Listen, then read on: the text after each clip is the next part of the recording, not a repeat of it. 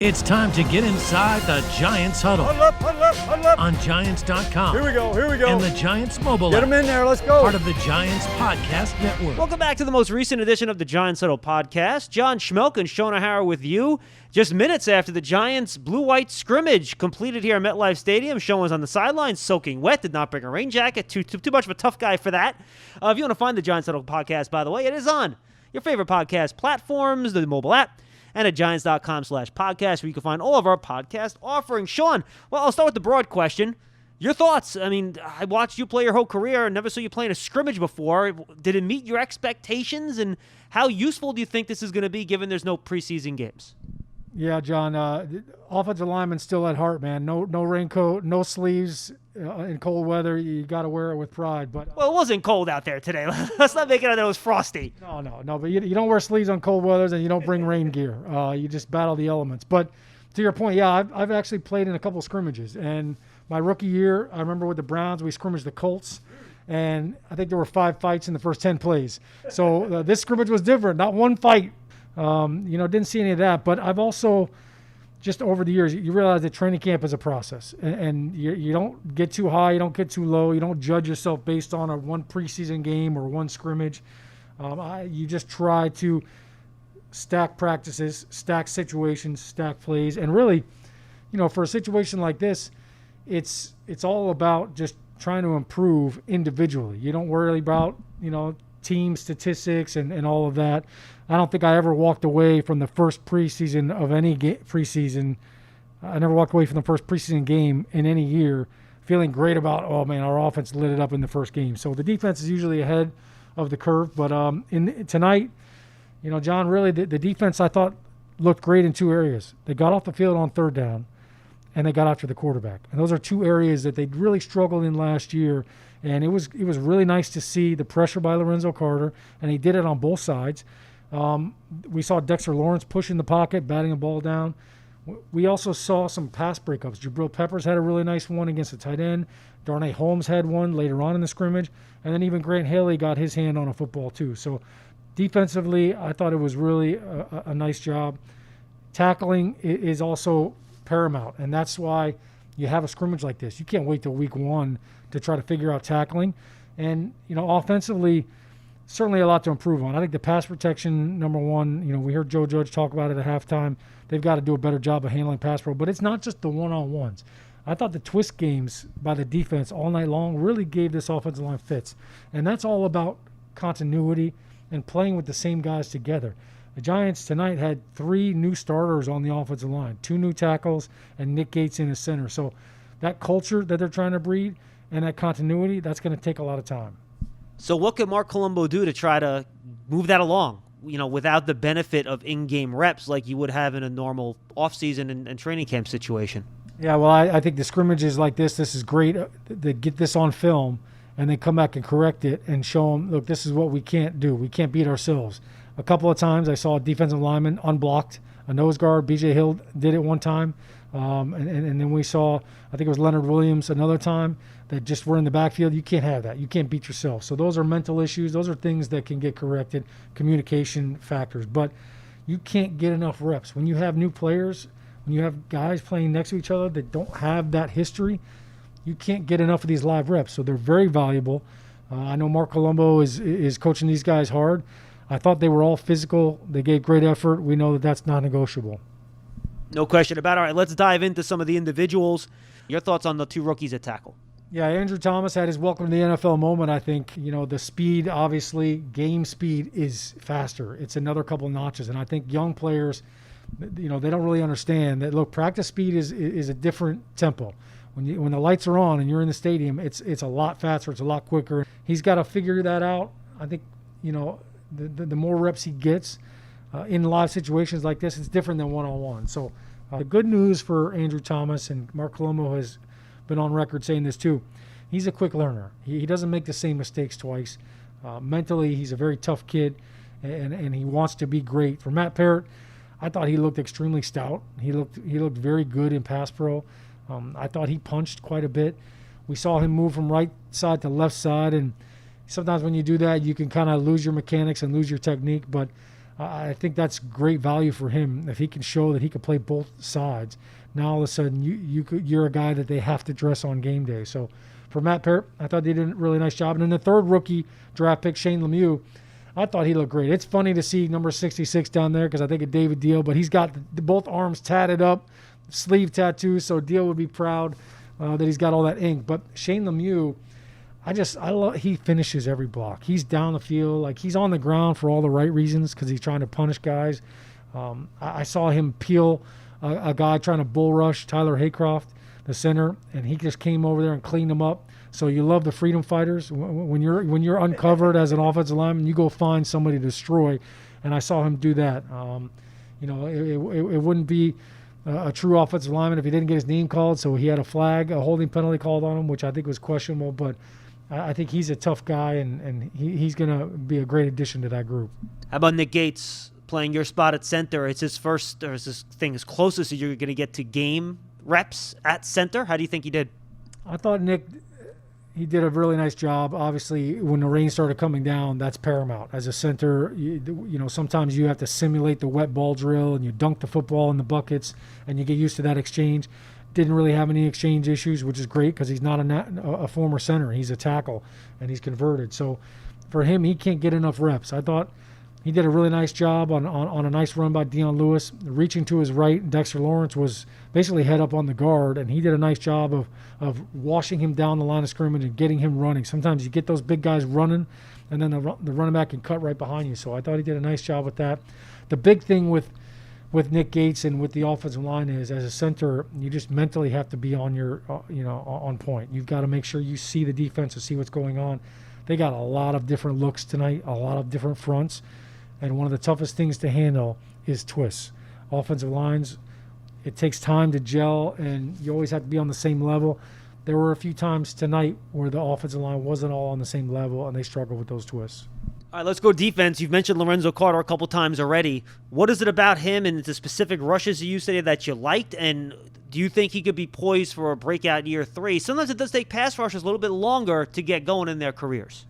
Yeah, I think, for Lorenzo, obviously he benefited from the fact that he's going up against Daniel Jones in this offense every day, so he knows the snap count. So he had a great get off on his first sack. But I think when you saw him even go to the other side, his greatest asset is his length, his long arms. Even when he was being blocked, he was able to reach around the tackle and grab a hold of Daniel Jones's jersey. That's huge. If you could do that, even if it's not a sack, if you grab the quarterback while he's throwing the ball, that's how interceptions happen. So those are all great big plays. It's something that the Giants desperately need. And for Lorenzo Carter, it's a great time for him to step up. I think he really likes this role in this defense, and I think he looks stronger. He looks like in year 3, physically, he's ready to take that challenge and take that next step. And then we saw flashes from young Carter Coughlin. I thought as a pass rusher, he went inside and outside. Marcus Golden got in the backfield once. He beat Matt Parrott on that play. And I thought Kyler Fackrell was very active in the backfield too. So a little bit of everything from those edge rushers. Yeah, I thought the linebackers all around did a really nice job, not just in the pass rush, but setting the edge defensively. A lot of the perimeter runs really didn't get stretched out, and they never got to the outside. So that's first and foremost. You've got to stop the run and earn the right to rush the passer. They did a great job of that. I thought Carter Coughlin showed some nice wiggle. When he was coming out at the combine and in this draft, he was the fastest edge rusher. And so I think his athleticism and his speed showed up tonight. He showed that he's got a little bit of wiggle, and he's a force. He's a stand-up defensive end out of college, so he's used to kind of those angles and firing out from a 2-point stance. I thought he did a nice job in the twist game.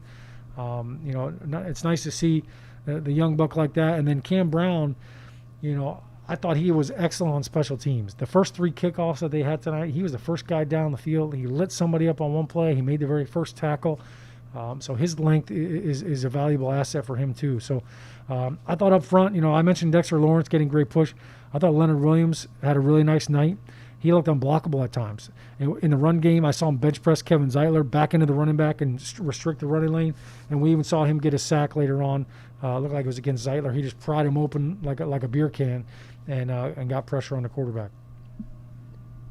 How about offensively? Daniel Jones, Your thoughts on Jones as he tries to really get his first action in close to live game situations in Jason Garrett's offense? Yeah, I thought Daniel Jones showed some nice accuracy, and when he has the ability to step into the throw, man, he's very accurate, and he throws a nice spiral. So that was very evident. I thought the one deep ball that he did throw was underthrown. That was a missed opportunity. I think he'd love to have that throw back. But I think the one thing that showed up tonight, and it's why you have a scrimmage like this, when the rush is live, and granted they weren't hitting him, taking him to the ground, but it was live, and he felt that. You know, the first time you get together like this in a mock game or a preseason game, offensively you're not going to take a ton of shots down the field. You're not doing that offensively. You're not trying to pad any stats. So it's really just about command. I thought he did a good job at the line of scrimmage, commanding the offense. There's a lot of pre-snap motions in this offense, getting everybody lined up, and the fact that they didn't have any issues with that is a good sign. How about Wayne Goldman, a guy that in his second year didn't quite do as much as he did in his rookie year? And he stepped in today, and boy, he had a 42-yard touchdown run. He had another catch and run on a nice play. He really, said, look, I'm a back that can do a little bit of everything, and I would be a valuable backup on your team to back up Saquon Barkley. Yeah, Wayne Goldman, it was really a statement night for him. The 3rd-and-1 run that you mentioned, the 42-yard touchdown, I mean, he was untouched, but he did a nice job navigating the mosh pit and finding a nice burst to get out of there. But how about the catch that he made on the touchdown throw? Wayne Goldman, I don't think that they put him in on known passing situations because receiving has not necessarily been his strength, but showed great hands there, and I thought it was a nice throw too. But Wayne Goldman certainly helped himself out tonight. And Dion Lewis, he's a guy that's over 30, and you always worry about running backs that go by their prior team. They're over 30 years old. You wonder if they have any juice left. Dion Lewis looks like he's got plenty of juice left. Yeah, he's got a great burst, great acceleration. He showed that on a couple of different swing passes, the ability to create some space and separation. I thought even on a couple of run plays, people, you look at him and you think, oh, he's a scat back. No, he can run in between the tackles. 3 years ago, he almost had 1,000 yards for the Patriots. 2 years ago, he had 59 catches, for the Titans. So he's definitely a dual threat running back. I think he's a great asset for them. He obviously understands pass protection as well. He's been around the league a long time, so he's a smart player. And I think we definitely saw a different style of defense, at least in the secondary, from this defense. Very sticky coverage. Guys were executing their assignments. Sometimes they might give up a catch, right? But they were sticking to guys, and I think it was a nice little preview of what we might see from Patrick Graham over the course of the season. Yeah, we saw James Bradbury, get involved on a couple of different plays. I thought defensively they really competed for every ball, and every throw and every catch was contested. Even the linebackers were draped all over the tight ends. Certainly, the secondary is going to have their hands full. Being down a couple of players, obviously with Xavier McKinney being out now too, that puts even more pressure on the safeties. But I thought the man coverage was good, and then even when they were playing their cover 2 defense, in the situations where it was a 2-minute offense, they did a good job of keeping everything in front of them, and you forced the offense to dink and dunk and try to maneuver their way down. They did have a couple of penalties. It was a 3rd and 14 that they had a penalty on that kept them on the field. Those are things that they're going to want to clean up. All right, final thought, Shaun. There's now, this will probably be listening to this sometime on Saturday or Sunday, so we're looking at 2 weeks, give or take, 15, 16 days until regular season opener against Pittsburgh. If you're a player in this unique offseason, unique summer, unique training camp, no preseason games, what's your focus to make sure you're ready to go in those 2 weeks against Pittsburgh, a team that's going to really has Super Bowl aspirations, right? They want to win the Super Bowl this year, and they have realistic expectations for that. How are you ready for that game at home on Monday Night Football to kick off your year? Well, I think offensively, they need to do a better job blocking on the perimeter. The tight ends have to do a better job of holding up. If you want to talk about some really good edge defenders, how about T.J. Watt and Bud Dupree for the Pittsburgh Steelers? They can get out to the quarterback too. So, no doubt about it. I think the blocking on the perimeter in the run game is going to be huge.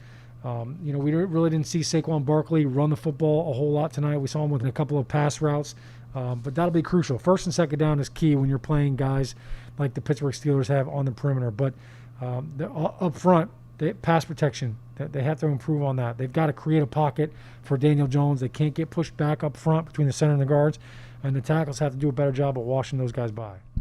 And then offensively, the Steelers have some good wide receivers. Deontay Johnson, Juju Smith-Schuster. This secondary is going to get tested by some, maybe not the biggest guys, but guys that are quick and can really create some separation. Yeah, no doubt. And with Ben coming back, obviously he's going to be looking to prove to everybody that he's healthy and the arm is there. They've got some big playability. They drafted a wide receiver in the second round, Chase Claypool, and then you add Eric Ebron at a tight end. So no doubt about it, they've got some big targets, which in the red zone is going to be tough. Jabril Peppers is going to really have to step up in that role. I think Darnay Holmes is going to be huge. I think that will be a great matchup, him against Juju. Darnay Holmes has really come on. He's had a great training camp. I think he's continuing to improve. Every single time he gets into a competitive situation like this, he just finds a way to make a play, and I think they're going to need a lot of that.